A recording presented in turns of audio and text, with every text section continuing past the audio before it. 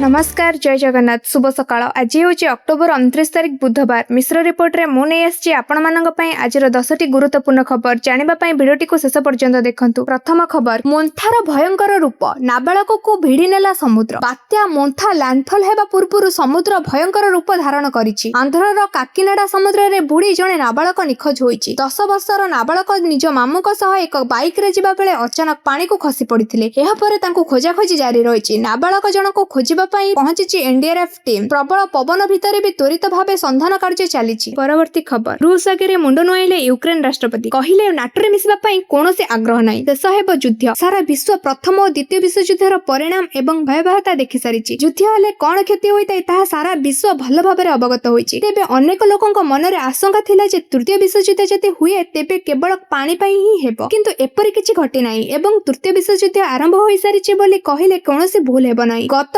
1300 दिन हेब यूक्रेन और रूसिया मध्य युद्ध चली। तेबे अमेरिका यूक्रेन रो साथ देव कही पछुर हटि जाइछि, जहा फल यूक्रेन छोटिया देश होइतिले मध्य रूसिया भली विशाल देश आगे मुंड नुआई नथिला। तेबे सारा विश्वर नजर वर्तमान एही दुई देश उपरे रहिछि, कारण यूक्रेन रूसिया सामने बहुत छोट देश एवं आधुनिक अस्त्र शस्त्र मध्य रूसिया तुलन में कम रहिछि। वर्तमान जो खबर मिलिछि यूक्रेन रूसिया समस्त शर्त मानिबाकू राजी होई सारिछि। परवर्ती खबर, आईईडी बोमा को निष्क्रिय कले सुरक्षाकर्मी। मालकानगिरी छत्तीसगढ़ सीमांत सुकुमा जिले में माओवादी एक बड़ योजना को पंड करिबारे सफल होइछन्ति सुरक्षाकर्मी। फुलबागड़ी बड़सेटी जंगल रास्ता रे प्राय 40 किलोग्राम ओजनर एक आईईडी बोमा को ठाब करथिले जवान। सुरक्षा बाहिनी को टार्गेट करबा उद्देश्य रे माओवादी माने रास्ता रे एही लैंडमाइन खंजिथिले। डीआरजी और सीआरपीएफ मिलित भाबे पेट्रोलिंग पई जाउथिबा समय रे एही विस्फोरक ठाब करथिले। परे बोमा निष्क्रियकारी दल सुरक्षित भाबे आईईडी को निष्क्रिय करथिले। परवर्ती खबर, केंद्रीय कर्मचारी को सरकार उपहार। अष्टम वेतन आयोग को मंजूरी। 50 लाख कर्मचारी हेबे उपकृत। केंद्र सरकार मंगलवार दिन अष्टम वेतन कमिशनर टर्म्स ऑफ रेफरेंस को मंजूरी प्रदान करिसेंति। केंद्र सरकार एही निष्पत्ति फल 50 लाख केंद्रीय कर्मचारी और 69 लाख पेंशनधारी उपकृत हेबाकू जाउछंती। सूचना और प्रजुक्ति विद्या मंत्री अश्विनी वैष्णव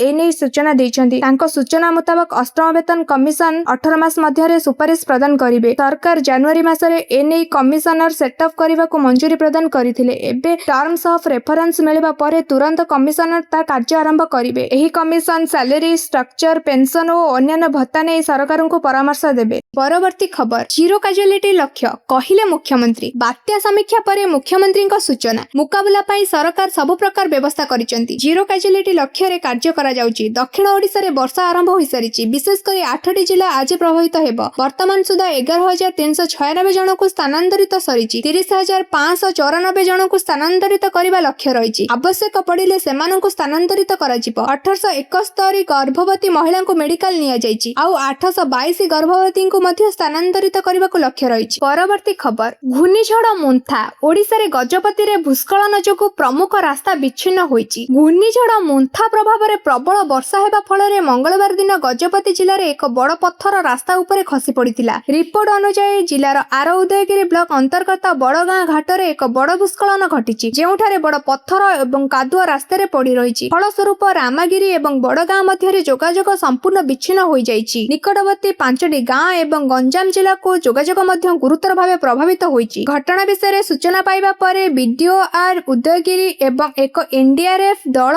परिस्थिति समीक्षा करबा पई घटनास्थल रे परिदर्शन करिसेंति। सूत्र अनुसार रास्ता रे जोगाजोग स्वाभाविक करबा पई खूब शीघ्र रास्ता सफा करबाकू चेष्टा कराजिबो। परवर्ती खबर, पाकिस्तान पटु अस्त्र विरति उल्लंघन। मुंहतोड़ जवाब देला भारत। पाकिस्तान सेना 26 और 27 अक्टोबर राति रे नियंत्रण रेखारे अस्त्र विरति उल्लंघन करिथिला। पाकिस्तान सेना जम्मू काश्मीर रो लिपा घाटी रे भारतीय सेना पोस्टर रे गुली और मोटार माड़ करिथिला। सूत्ररु मिलिथिबा सूचना अनुसार पाकिस्तान सेना पक्षरु करा जायथिबा गुली माडर जवाब रे भारतीय सेना उचित कार्यानुष्ठान ग्रहण करा जायथिला। भारतीय सेना कड़ा जवाब दे पाकिस्तानी सेनार मंद उद्देश्य को विफल करिथिले। अस्त्र विरति उल्लंघनर एही घटना लिपा भैली रे घटिथिला। पाकिस्तान रा सेना रातिर अंधारर लाभ उठाई भारतीय सेना पोस्टर को टार्गेट करिथिले। भारतीय सेना पक्षरु कड़ा जवाब दिया जायथिला। एहा परे नियंत्रण रेखारे विवाद बढ़ी जायथिला। भारतीय सेना जेकोनोसी आक्रमणर कड़ा जवाब देबाकू प्रस्तुत रहिछि। परवर्ती खबर, दुर्नीति रे लिप्त थिबा ऑफिसर को विजिलेंस क्षमा देबा नै कि छाड़िबा नै कहिले मुख्यमंत्री। दुर्नीति निवारण सचेतनता सप्ताह कार्यक्रम रे मुख्यमंत्री क्षोभ। दुर्नीति रे युवा अधिकारी संपृक्ति नै क्षोभ प्रकाश कले। सरकारी अधिकारी होई लोकंक सेवा करिवे स्वप्न देखुथिले। तुच्छ सेवा देबे बोली कहउथिले, किंतु ताहा कम प्रतिफलित हेउछि। आईएएस ओएस परीक्षा रे रैंक ରଖି ଖବରକାଗଜରେ ପ୍ରଶଂସିତ ହେଉଥିଲେ। ଦୁର୍ନୀତି କରି ଜେଲ୍ ଯିବାର ଖବର ସେହି ଖବରକାଗଜରେ ଆସୁଛି। କେବଳ କିଛି ଟଙ୍କା ପାଇଁ ନିଜର ଆଦର୍ଶ ଆଉ ବିଚାରଧାରାକୁ ବିକ୍ରି କରିଦେଉଛନ୍ତି। ଏହା ଦେଖି ରାଜ୍ୟବାସୀ ଚିନ୍ତିତ ହୋଇ ପଡୁଛନ୍ତି ବୋଲି କହିଛନ୍ତି ମୁଖ୍ୟମନ୍ତ୍ରୀ। ଏହିଭଳି ଅଧିକାରୀଙ୍କୁ ସାବଧାନ କରିଦିଅନ୍ତୁ। ଭିଜିଲାନ୍ସ କ୍ଷମା ଦେବ ନାହିଁ କି ଛାଡ଼ିବ ନାହିଁ। 16 ମାସରେ ଆଇଏଏସ୍ ଠୁ ଆରମ୍ଭ କରି 7 ମୁଖ୍ୟ ଯନ୍ତ୍ରୀ ଧରାପଡ଼ିଛନ୍ତି। 5 ତହସିଲଦାର, 4 ବିଡିଓ, 10 ପୋଲିସ ଅଧିକାରୀ, ଜଣେ ଡିଏଫଓ ଧରାପଡ଼ିଛନ୍ତି। ପରବର୍ତ୍ତୀ ଖବର, କେବେ ଆସିବ ପିଏମ୍ କିଷାନର 21ତମ କିସ୍ତି?